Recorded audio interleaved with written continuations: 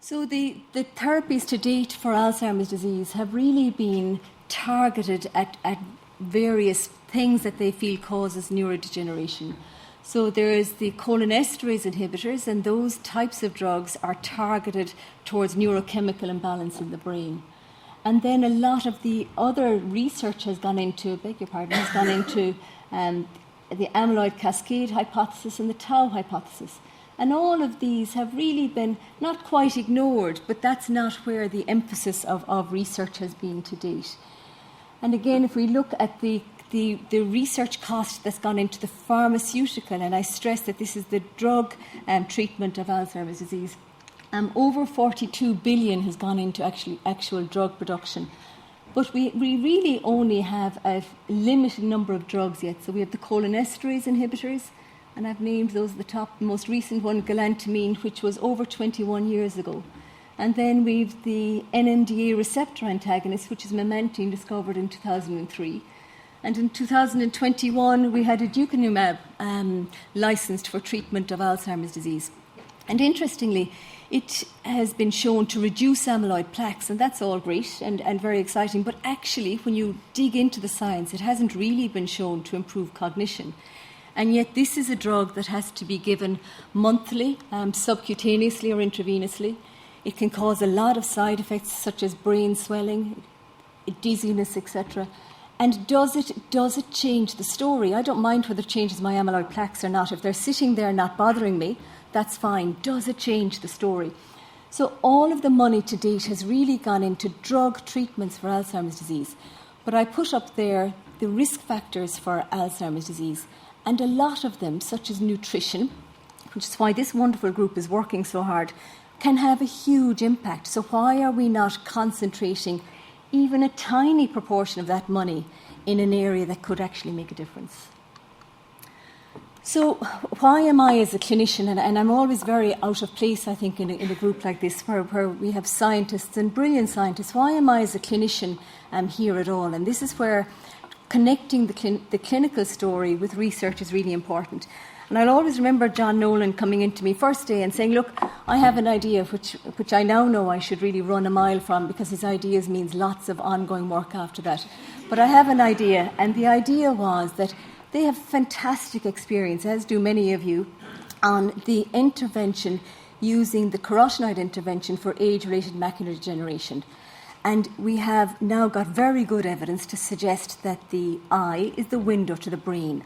And might this have a similar impact on patients with Alzheimer's disease? And that's where my relationship with John started. And of course, it'll probably never finish now, because there's always another part to the story. So he had him and his group, and many of you here, have huge experience on carotenoids and the way that they work. And they work on many of the pathways that we say are important in development of Alzheimer's disease.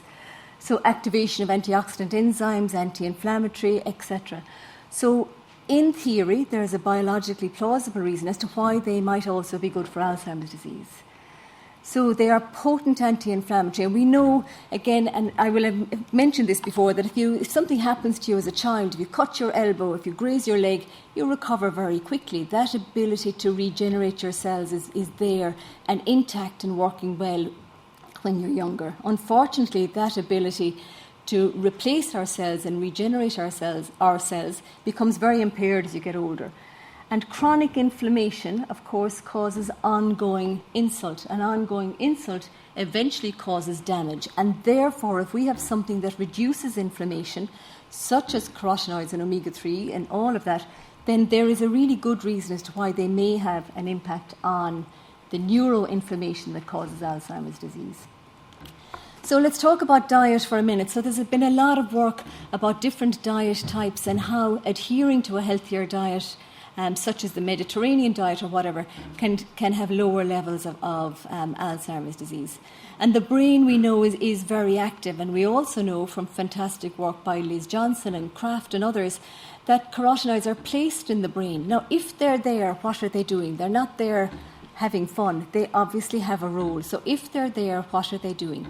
So let's just start the part of the story where we're talking about nutrition and the nutritional supplementation, as we will discuss.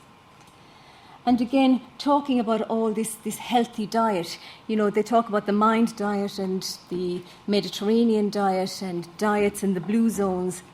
And that's all fine, but it's very difficult for me as a clinician to say, I want you to eat a healthy diet, because a healthy diet means different things to everyone. And for somebody sitting in front of me, if I tell them how many portions of vegetables I want you to eat a day and how many it's very, very difficult. Think of the people of the group that's sitting in front of you, these older people with Alzheimer's disease. It's very difficult for them to understand exactly what do I have to eat to adhere to this healthy diet. Talking about Remind and what we were going to do. And the plan was that we would have a large, double-blind, placebo-controlled trial in people with Alzheimer's disease, and we would give some of them the carotenoid omega-3 supplementation versus placebo. And again, all of our patients were recruited through my own unit in University Hospital Waterford, and they all had Alzheimer's disease. And you will see here that from the point of view of the active versus placebo, that they were really matched. So the groups were both the same, and we looked at things like their BMI, their smoking, their alcohol consumption, and their comorbidities. And very often people with Alzheimer's disease, just to go back to risks, will have lots of cardiovascular comorbidities here, so hypertension. So again, reversible, modifiable risk factors. And this time we had a new, we were using the skin scanner to also check, was the skin scanner a good way of actually measuring carotenoids? And of course, it absolutely was. And for people with Alzheimer's disease, it was fantastic to be able to do a simple scan to see had we achieved better carotenoid levels in people on the active placebo. So again, this is baseline versus active. And as you can see, the skin carotenoid levels at 12 months had improved by 57% in people taking the supplementation. I'm actually keeping an eye on the light here, whereas in the active group it had improved by 71% at 24 months. So absolutely we were able to show at skin level, which is a really nice and easy test to be able to do in people with Alzheimer's disease, that you could measure and show improvement in carotenoid levels. And similarly with serum, we were again able to show really nice improvement in serum lutein levels. I'm just going to pick on one in the interest of time. And that again, we were able to improve serum lutein levels. But importantly, what about everything else? What about the story?